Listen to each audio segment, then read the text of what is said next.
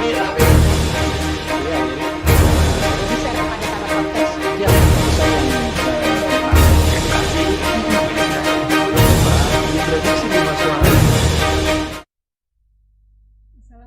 warahmatullahi wabarakatuh. Selamat sore. Apa kabar sahabat podcast?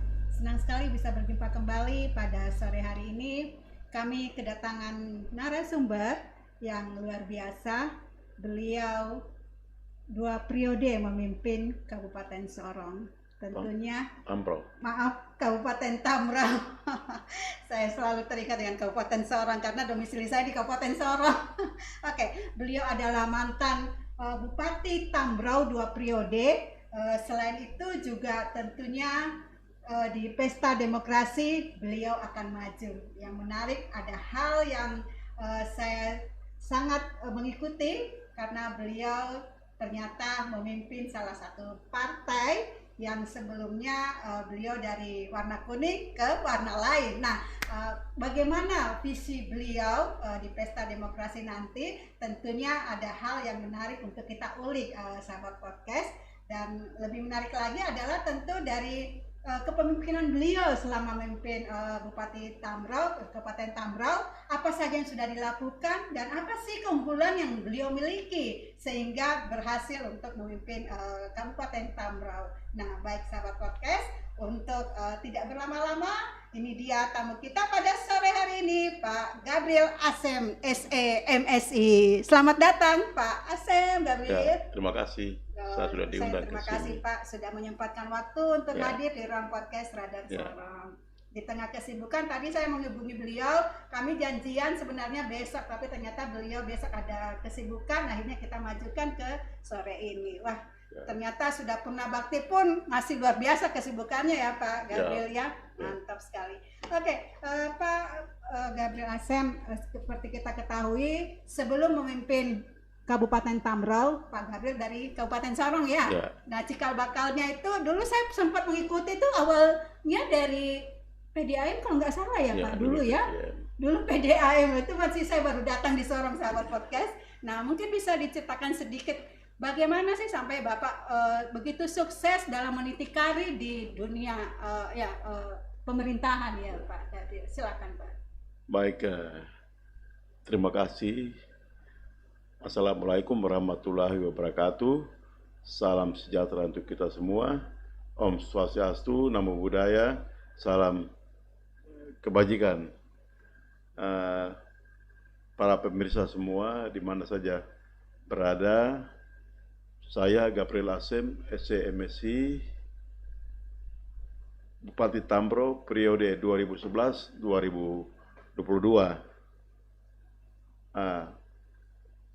Pasti ibu bapak semua tahu kok bisa jadi bupati itu asal mulanya dari mana, pendidikan di mana. Jadi mungkin alangkah baiknya saya jelaskan sedikit terkait dengan pendidikan saya. Baik, saya menamatkan sekolah dasar SD YPPK Santo Yosef Senopi, Kabupaten Tambrau sekarang ya.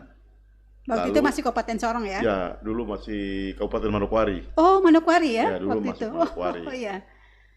Lalu setelah itu melanjutkan pendidikan di tingkat SLTP di Fak-Fak. SMP YPPK Santo Don Bosco Fak-Fak. Setelah tamat dari Fak-Fak, pindah ke Sorong, SMA YPPK Santo Agustinus Sorong. Alumni Santo Agustinus ya? Agustinus Sorong. Setelah itu saya melanjutkan pendidikan S1 di Makassar.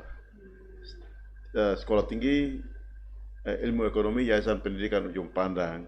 Saya ambil jurusan akuntansi. Setelah menamatkan pendidikan S1 di Makassar, lalu saya balik ke Sorong. Lalu bekerja di Sorong, yaitu SK saya TMT tahun 1997. 97 ya. Lalu kita mengikuti prajabatan selama 3 bulan di Malang, yaitu di tahun 1998. Balik, saya ditempatkan di Inspektorat Kabupaten Sorong. Oh, Kabupaten Sorong. Ya, bekerja di Inspektorat Kabupaten Sorong. Tapi sebelumnya itu di PDAM ya Pak ya? Belum. Oh belum ya? Oh Belum. Kabupaten Sorong dulu. Di Inspektorat Kabupaten Sorong. Iya. Setelah itu, lalu saya diminta oleh Pak Bupati untuk diperbantukan PDAM Kabupaten Sorong. Ya. Cikal bakalnya di situ ya? Ya, PDAM Kabupaten Sorong saat itu melalui fit and proper test ya. Lalu saya berhasil sebagai terpilih direktur waktu direktur administrasi dan keuangan PDAM Kabupaten Sorong. Dirutnya adalah Pak Hengki Korwa. Iya. Lalu direktur tekniknya adalah Pak Lambertus Ulim. Iya. Meniti karir di PDAM, tapi saya merangkap jabatan. Jadi sebagai pegawai negeri, tetapi juga pegawai PDAM juga. 4 tahun berkarya di PDAM, lalu kembali lagi ke Kabupaten Sorong. Dilantik saya saat itu jadi kepala bidang pembukuan BPKD Kabupaten Sorong ya. Sekarang Kabit Akuntansi.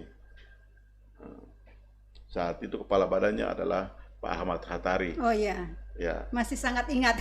Ya, Ahmad Hatari. Bupatinya adalah John Pitwanane. Pitwanane almarhum ya. Almarhum. Lalu bekerja di Pemda Kabupaten Sorong ya di keuangan. Setelah itu dipercayakan melanjutkan pendidikan S2 di Universitas Gadjah Mada, Yogyakarta.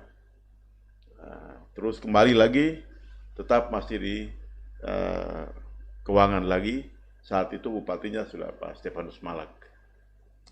Saya tetap dipertahankan sebagai kepala bidang pembukuan di BPKD Kabupaten Sorong. Lalu Tambro lahir. Ya.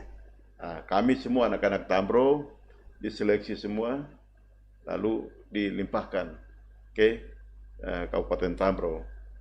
Saya ke Kabupaten Tambro di keuangan, lalu dilantik oleh Caretaker Bupati saat itu Pak Dr. Anus Manase Pak MSI. Ya. Lantik saya menjabat sebagai Kepala BPKD Kabupaten Tambro, ya. Tepatnya tahun 2009. Yang memegang keuangan ya? Ya, keuangan.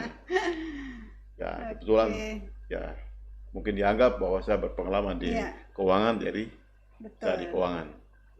Sesuai background pendidikannya juga. Ya, sesuai background pendidikan juga, keuangan juga.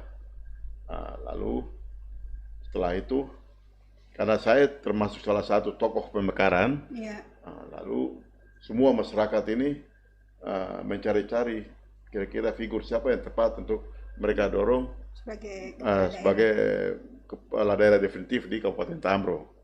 Saya sebenarnya tidak bersedia, tetapi karena didorong oleh seluruh masyarakat Tambro saat itu, maka saya ambil keputusan, saya maju saja walaupun tidak punya apa-apa sama sekali saat itu. Dan puji Tuhan, saya terpilih dengan wakil saya saat itu adalah Yohanes Siembra, SOS.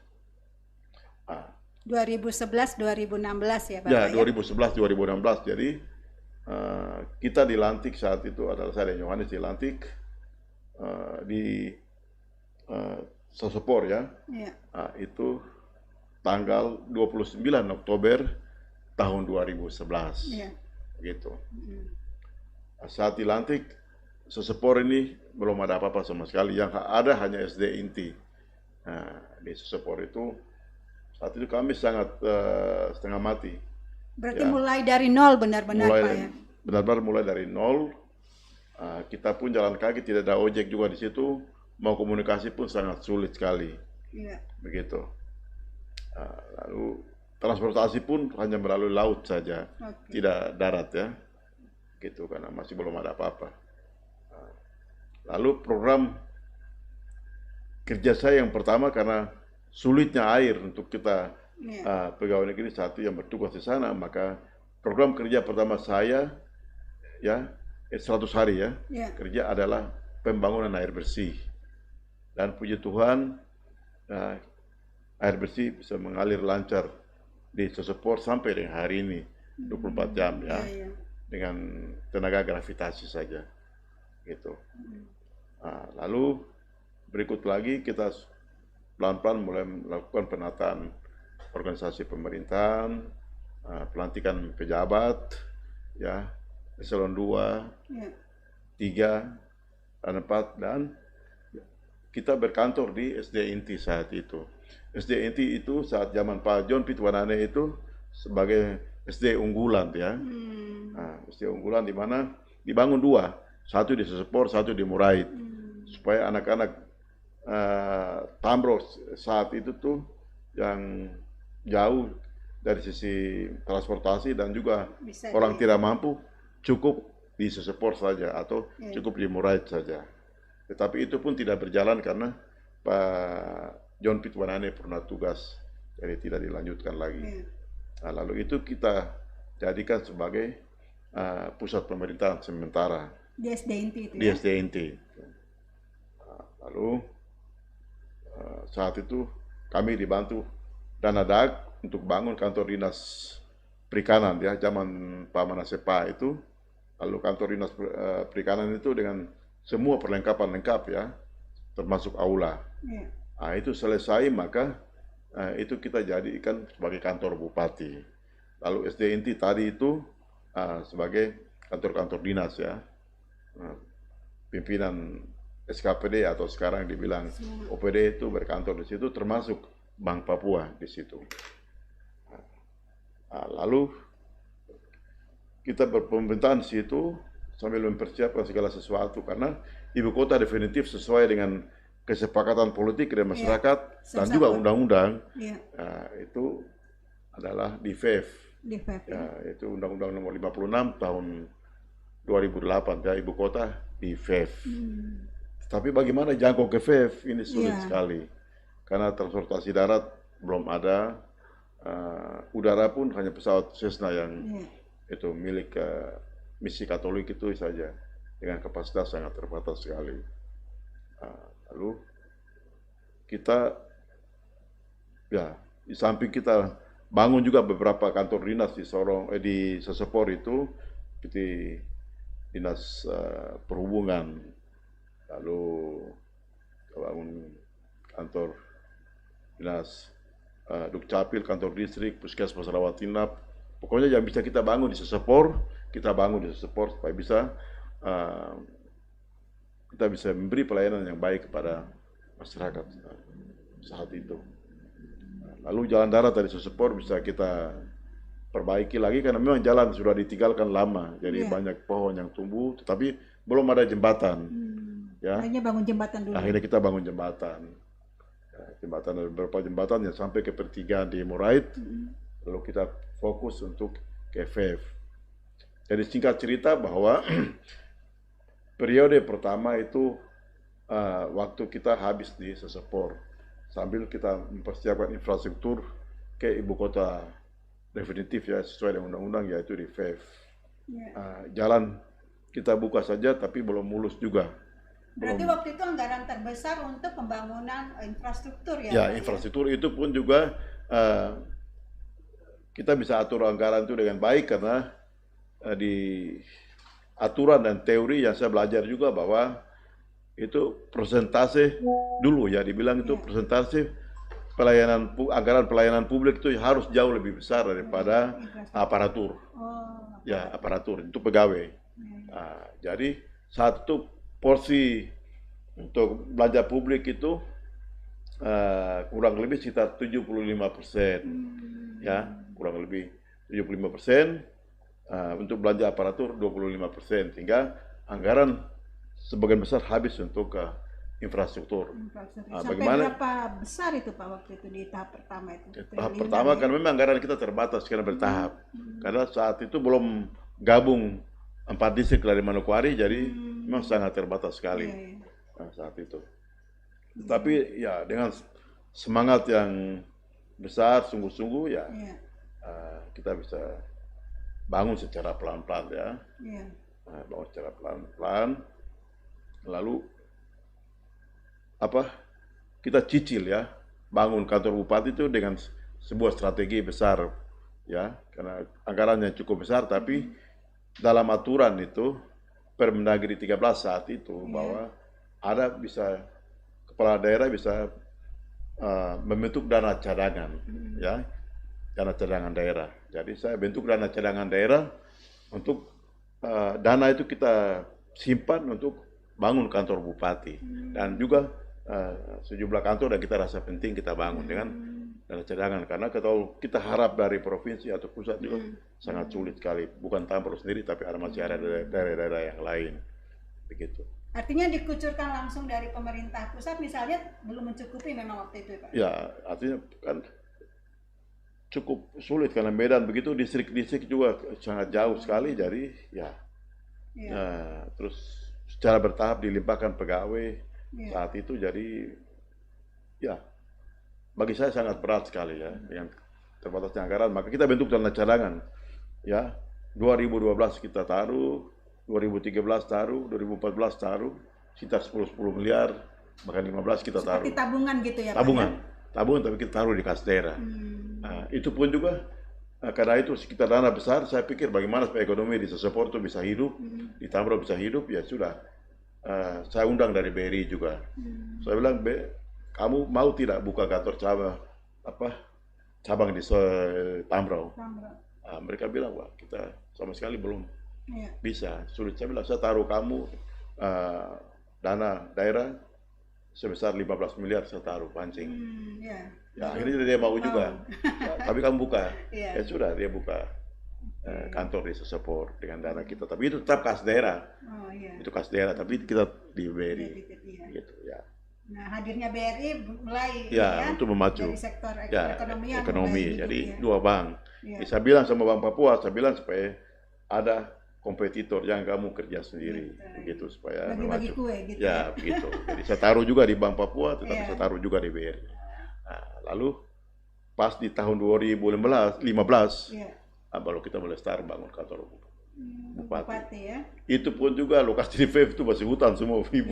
Jadi dari dasar betul ya. Babat betul dia ya. Pak ya? Iya, itu. Kalau untuk pembangunan kantor bupati sendiri sampai menelan berapa besar itu dananya, Pak? Saat itu sekitar berapa ya? Sudah 30 miliar kalau tidak salah. Sekarang sudah dinikmati ya? Ya, itu besar. Ya, karena yang mahalnya itu adalah material.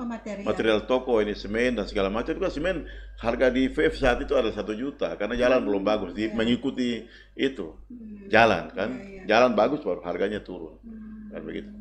Jadi memang akses jalannya yang utama yang dibangun. Wah, itu bisa 2-3 hari di jalan. Begitu baru bisa tiba di atas. Tapi ya kontraktor yang kerja di atas itu betul-betul nekat memang. Ya. Terus di periode kedua sendiri masih lanjutan lagi ya Pak yang untuk infrastruktur lagi. Jadi kantor bupati itu kita bangun selesai ya. Selesai tapi belum kita manfaatkan karena mau ke atas kerja pegawai ini mau tinggal di mana. Lalu gitu. Iya, itu. Lalu air pun belum. Jadi akhirnya sembari itu kita mulai bangun air bersih, kita bangun perumahan pegawai, semuanya eselon 2, terus ada eselon 3, lalu kita juga bicara di Kementerian PU, lalu ada rumah susun. Ada rumah susun di situ. Rumah susun ada 3 unit yang dibangun 3 lantai ya. Dibangun untuk menampung ASN ini semua. Begitu. Air bersih kita bangun, pelan-pelan jalan ini kita tingkatkan, tapi belum bisa juga. Akhirnya ya mau dan tidak mau ya saya harus pinjam lagi di Bank Papua untuk peningkatan jalan. Karena tadi barang jalan kan sudah pembangunan sudah tembus, tetapi jalan masih belum baik karena lumpur semua. Begitu, lumpur. Longsor juga. Akhirnya kita pinjam. Ya dana dari Bank Papua. Itu kita pinjam. Ya, permohonan kita di tahun 2018 itu. Ya, kita ajukan proposal lalu disetujui oleh DPRD, Perda keluar untuk pinjaman daerah, lalu kita konsultasi di Kementerian Keuangan, kita konsultasi di Kementerian Dalam Negeri, rupanya bisa dari sisi aturan, tapi mereka menilai kita punya rasio keuangan dari sisi likuiditas ya, kita memenuhi syarat kalau dengan bagus sekian berarti yang tiap bulan kita angsur sekian. Jadi itu disetujui, maka kita pinjam dana dari Bank Papua, kita mulai start kerja ya peningkatan jalan. Kita hot mix, kita rigid, dan sampai hari ini bisa mulus ya. Iya.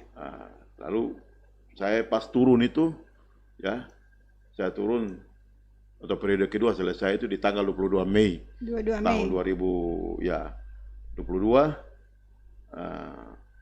Itu utang juga lunas.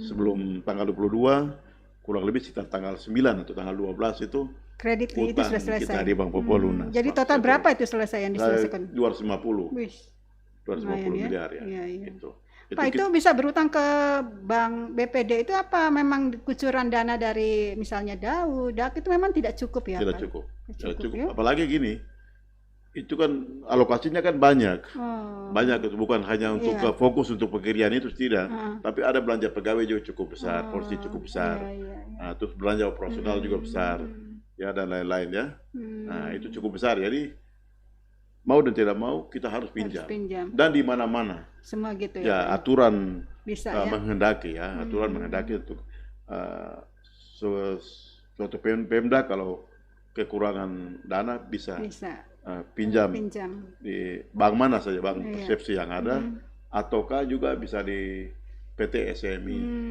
Sarana Multi Infrastruktur Indonesia, Kementerian Keuangan punya, bisa. Berarti selesai masa jabatan tidak meninggalkan Saya utang tidak ya? meninggalkan hutang. Ya. Luar biasa ya? Ya, saya tidak meninggalkan hutang karena saya pikir nanti PJ Bupati atau Bupati berikutnya saya tidak mau mereka pikul hutang. Iya. Ya, iya, saya tidak betul. mau. Begitu. Nah, strategi utamanya apa sih Pak pada saat memimpin Kabupaten Tamro 2 periode itu supaya artinya misalnya masyarakat untuk mau juga ikut bersama-sama, aparatur juga dengar-dengaran katanya seperti itu. Apa yang ditanamkan gitu? Ya artinya dari pembawaan saya, kalau memang masyarakat Iya. bisa dengar, patuh, bisa itu dari kita, Iya. ya kepala daerah. Kepala daerah ini kan atau jabatan ini hanya 5 tahun saja. Iya. Jadi bagi saya itu dengan masyarakat harus dekat lah. Di rumah pun terbuka pintu, ya di rumah, di kantor segala macam bisa terima saya di mana saya berkunjung itu bebas tanpa harus terlalu ketat pakai pengawal segala macam. Iya. Saya tidak tersuka begitu. Nggak Kalau formal ya, ya. pokoknya siapa yang datang Iya, diterima itu, ya. masyarakat. Dan bagi saya tidak curiga masyarakat ini niat jahat sama saya. Oh. Dan hati saya baik ke masyarakat, ya mereka juga sayang saya. Jadi di mana saja ketemu saya harus pasti sapa mereka. Jadi mereka betul-betul masyarakat Tambor ini sayang sama saya. Jadi pada saat maju di periode kedua itu luar biasa pasti suaranya Pak. Ya, saya maju periode kedua kan dengan persentase 95%. Begitu. Tidak ya. terkalahkan lagi Ya. sudah Pak ya. Lawan kota kosong. Oh, kota kosong iya betul, Kota kota kosong. kosong kemarin tuh luar Gitu. biasa. Nah, setelah sukses memimpin Kabupaten Sorong, ada nggak yang kira-kira masih jadi PR? Kira Tamro ini harus bangun ini kembali apa kira-kira Pak? Jadi mungkin masih cerita Oke. panjang ya. Iya. Tadi saya bangun infrastruktur. Kenapa saya harus kebuti infrastruktur? Iya. Itu karena supaya memudahkan pelayanan, begitu. Memudahkan pelayanan. Jadi aparatur ini bisa bekerja di kantor ya, Iya. atau di kantor bupati dengan baik ya, di VEF, begitu. Terus pelayanan segala macam pelayanan bisa berjalan lancar ya.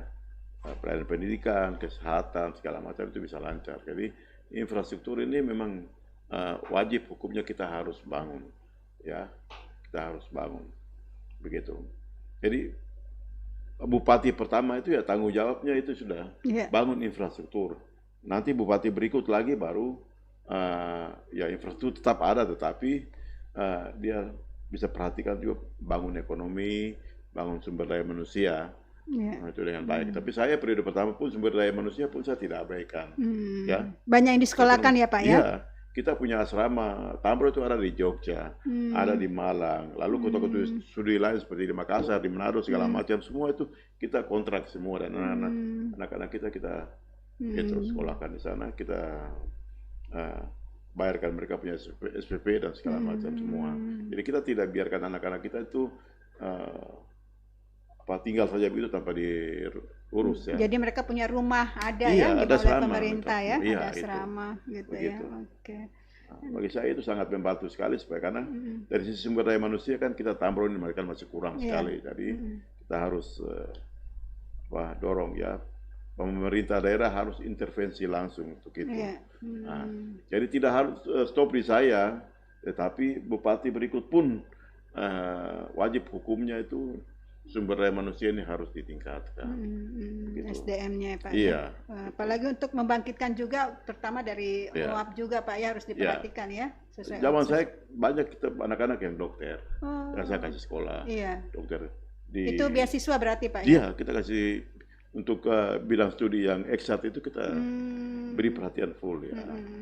Ada kuliah di Makassar, di Jakarta, di Jogja, segala macam kedokteran maupun juga teknik-teknik yang lain ya, sipil, mesin dan seterusnya.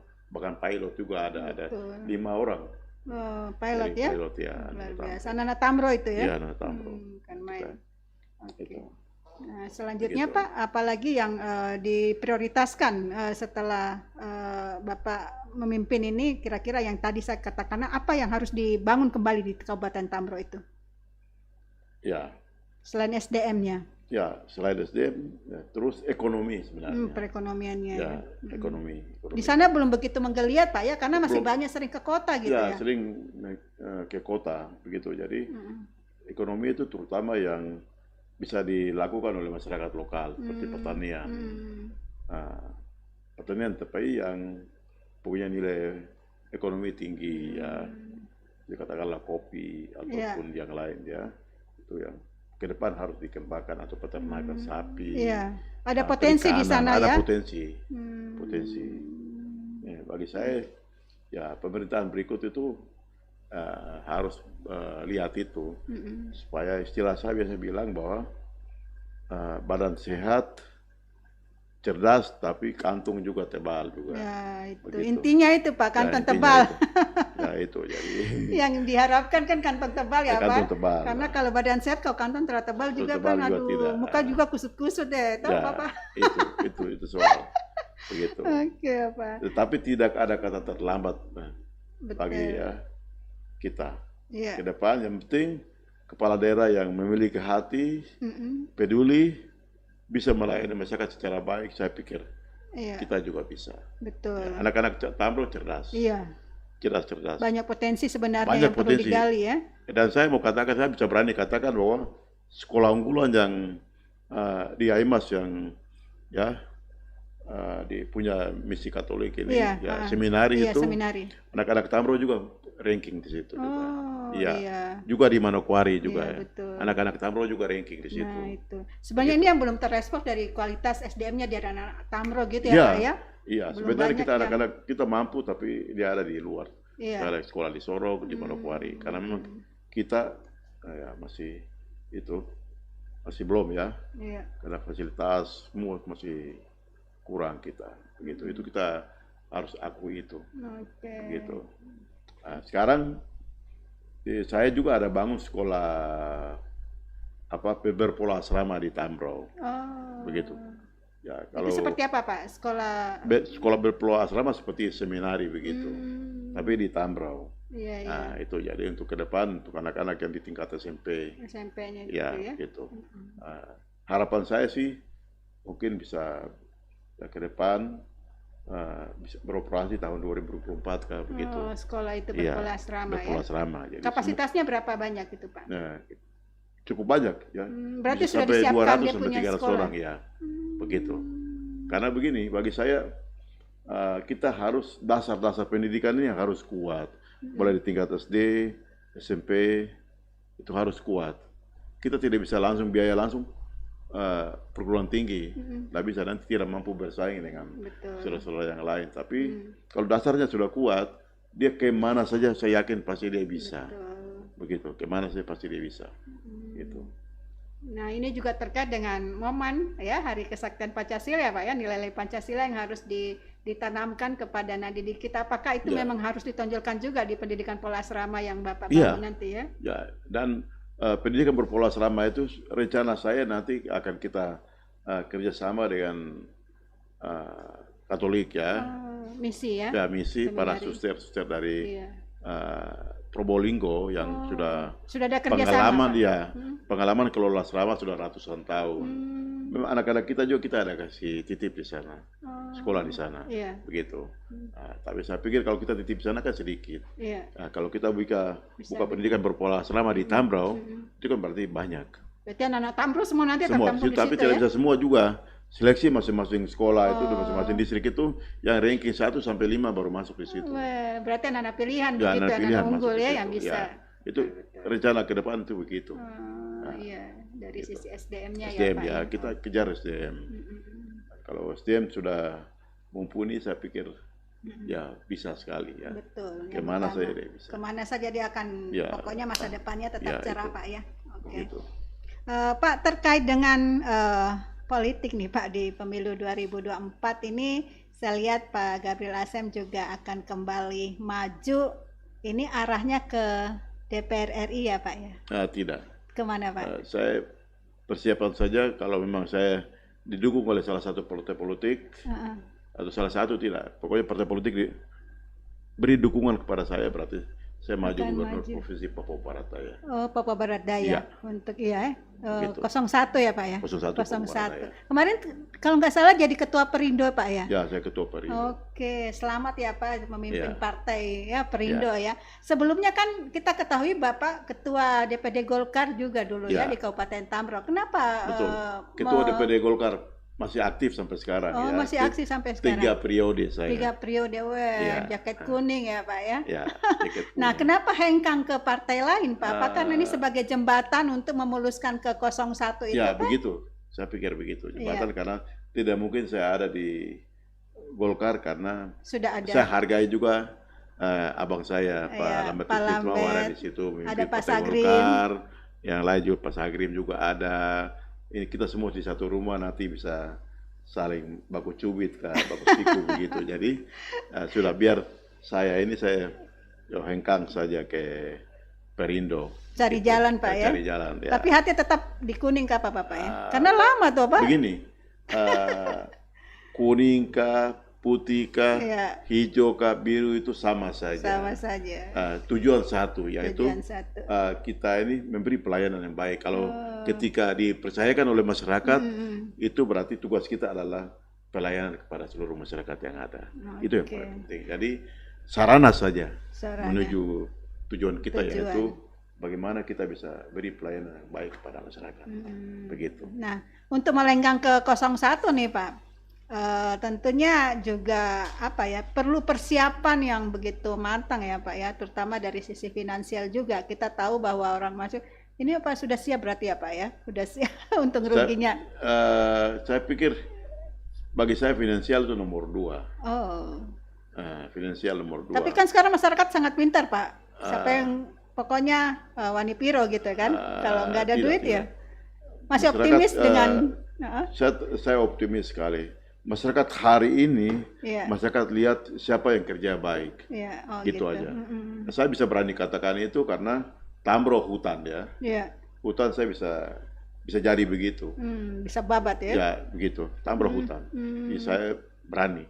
Jadi masyarakat cukup tahu saya. Iya. Ya. Ya, itu kalau di Tamro Pak. Ini kan PPD tidak. 1. Orang satu sorong ini orang bukan sorong raya ya. Iya. Itu tidak bodoh. Iya. Tidak. Mereka Dan tahu. sudah tahu Mereka siapa. ikuti di media semua. Oh, semuanya Pak Begitu. Gabriel siapa ya Pak ya? Ya, Nah, mereka tahu. menurut pandangan Pak Gabriel Assem sendiri untuk di Papua Barat Daya sendiri gitu ya Pak ya. Kira-kira apa sih yang perlu untuk ditekankan nanti kiranya menyongsong 2024 gitu? Yang perlu dibangun apa sebenarnya Papua Barat Daya? Masih banyak sebenarnya. Apa itu Pak salah satunya? Banyak. Ini kalau saya bicara konsep saya nanti Nanti bocor pada lagi ke mana-mana. Ya. masih RHS Pak ya. Enggak, Tunggu rahasia. tanggal mainnya di visi misi Terlalu ya Pak banyak ya. yang kita harus Oh, kerja. sudah berarti sudah ada Ada gagasan-gagasan gagasan besar ide-ide. ada. Oh. Saya bisa bawa Tamro seperti begitu, Iya. ya, Tamro, dan konsep saya konservasi. Sekarang semua orang rame-rame bicara konservasi. Saya bicara konservasi sudah 11 tahun lalu. Iya. Saya bicara, hari ini orang demam semua dengan barang itu semua. Oh, iya. Pelestarian lingkungan, segala macam semua. Gabriel sudah bicara 11 tahun lalu. Begitu. Iya. Jadi sudah ada gagasan Iya, sudah ide. ada Memang gagasan. seorang kepala daerah Ya. itu memang harus ada ide-ide yang banyak Ya, Pak ya, iya. harus gagasan ya, tidak Ya. hanya mengikuti. Dan ini kita tunggu Pak ya, bocorannya nanti. Ya, ini intinya satu. Iya. Saya urai kepadatan penduduk di Kota Sorong. Oh, bisa Pak? Mudah sekali. Iya. Mudah. Oh. Ada negara kok. Iya. Gitu. Saya bisa urai kemacetan di Kota Sorong. Tapi kan belum terlalu macet Pak untuk Kota Sorong. Ini Yang persoalan provinsi. pertama ini Pak. Ini ibu kota provinsi. Dia akan macet. Ini 5 tahun lagi ini tidak bisa kalau dengan ruas jalan satu saja begini. Ini Iya. provinsi. Perlu ada solusi lagi, jalan alternatif. Iya. Kita harus pikir. Jadi sudah ada bayangan-bayangan Iya, nanti mau itu. kemana gitu ya Pak ya. Luar biasa gitu ya. Nah, yang satu persoalan yang hal kecil di Kota Sorong Apa? yang sering masih didengungkan, masalah banjir Pak. Kita tahu Banjir, saya pikir banyak kita punya ahli juga. hmm, Banyak kita punya ahli. iya, Jadi, ya, saya pikir kalau masalah banjir ini kalau saat hujan lebat kita tidur ya, kita tidak tahu masalah di lapangan. iya. Saat hujan lebat sebenarnya kepala daerah harus turun di lapangan. Hmm, Hujan lebat, banjir itu dia harus tahu supaya alur air ini kemana. jangan Dan takut bukan bahasa jalan pokoknya harus sendiri, turun. jalan yang orang pintar tadi, konsultan segala macam, survei.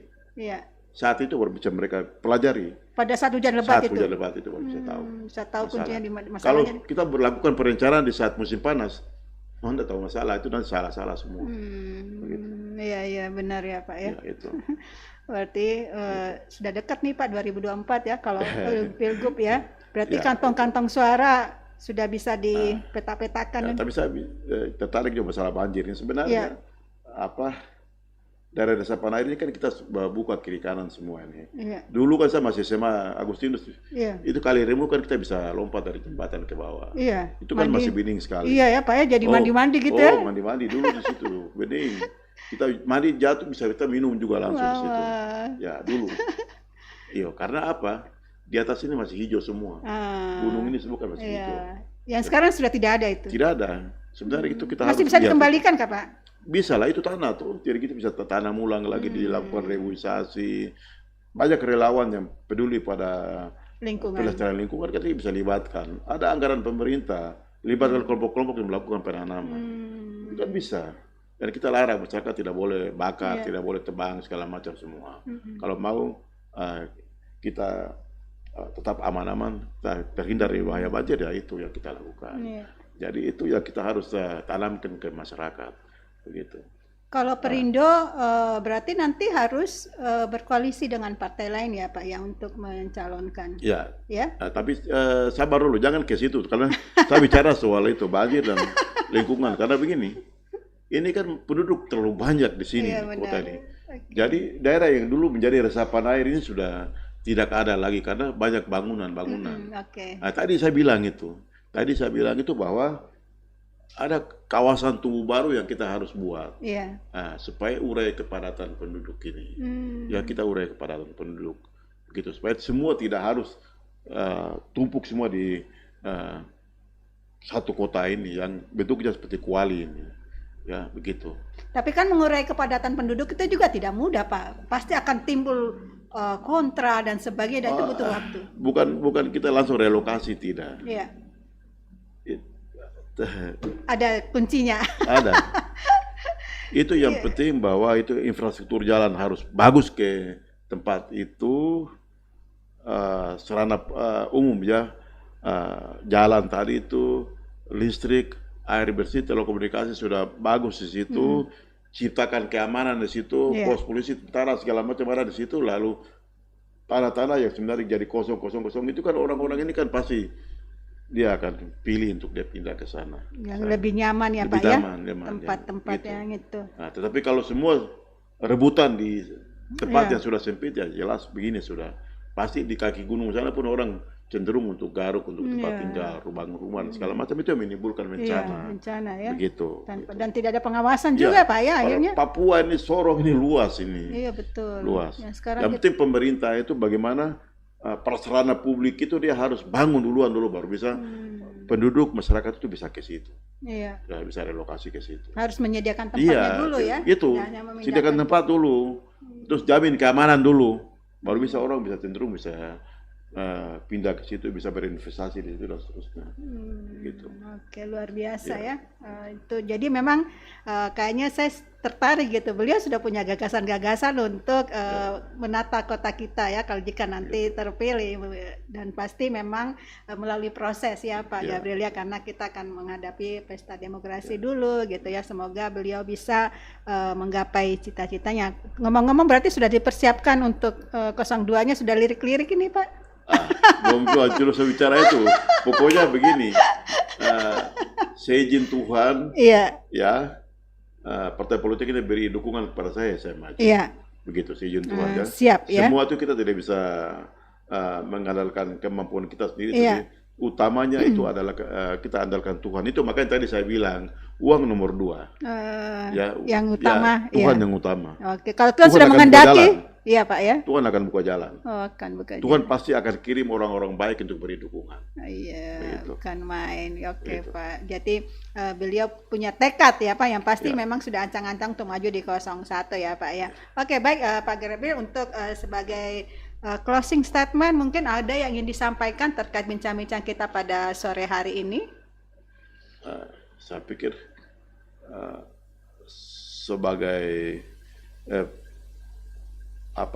putra daerah ya, kita harus ya mencintai kita punya masyarakat ya, masyarakat ini di mana saja mereka berada ini, ya, tanpa kita harus beda-bedakan dia suku mana, tapi sebagai putra daerah, tapi juga kita sudah dipercayakan oleh rakyat ya, nanti ya kita memberi pelayanan itu harus merata semua tanpa pilih kasih, Tapi saya minta maaf ya, tadi saya belum sampaikan penempatan struktur di Tambro saat yang saya masih menjabat. Ya itu penempatan struktur. Ya itu. Saya tidak pilih masyarakat atau orang satu kampung dengan saya. Merata ya? Merata semua. Makanya di Tambro juga kita lihat beragam Pak ya? Ya beragam, merata. Aparaturnya ya? Ya itu. Begitu. Berarti jiwa nasionalis. Kalau kita pilih orang satu kampung saja, bagaimana kita mau bangun? Iya betul. Nanti kita bicara adat lah, bicara segala macam di situ. Iya, saya juga melihat Pak di kondisi di Tambro itu bagaimana aparaturnya masih kita lihat beragam. Luar biasa. Berarti jiwa nasionalisnya masih sangat kuat ya Pak ya. Kemudian ada lagi Pak ingin disampaikan, silakan Pak. Ya, saya pikir itu terus tidak terlambat ya. Mari kita sama-sama jaga dan rawat ini. Kita punya bumi ini secara khusus ini, Papua Barat Daya ini, Kota Sorong, Kabupaten Sorong, semua supaya tetap aman, kita tetap lestari supaya tidak menimbulkan bencana di kemudian hari yang nanti dialami oleh kita sendiri dan juga anak cucu kita ke depan. Jadi mari kita rawat bumi ini sama-sama secara baik. Mungkin itu. Oke, terima kasih luar biasa Pak Gabriel Asem, SE MSI. Closing statementnya, mari kita jaga bumi kita ya Pak supaya tetap lestari, tidak banjir-banjir lagi sahabat podcast. Dan kita tunggu beliau punya langkah selanjutnya, terutama di pemilu 2024 nanti. Saya juga masih penasaran siapa yang akan digandeng kalau beliau jadi maju di 01 ya Pak Gabriel ya. Sepenuhnya diserahkan kepada Tuhan yang kuasa. Baik sahabat podcast, saya kira demikian perbincangan saya dengan Pak Gabriel Asem, mantan Bupati Tambrau 2 periode ya. Luar biasa, banyak sekali gagasan-gagasan yang telah beliau realisasikan di Kabupaten Tambrau. Saya akhiri perbincangan pada sore hari ini dengan wassalamualaikum warahmatullahi wabarakatuh. Selamat sore. Jangan lupa like and subscribe supaya channel kita tetap oke. Bye.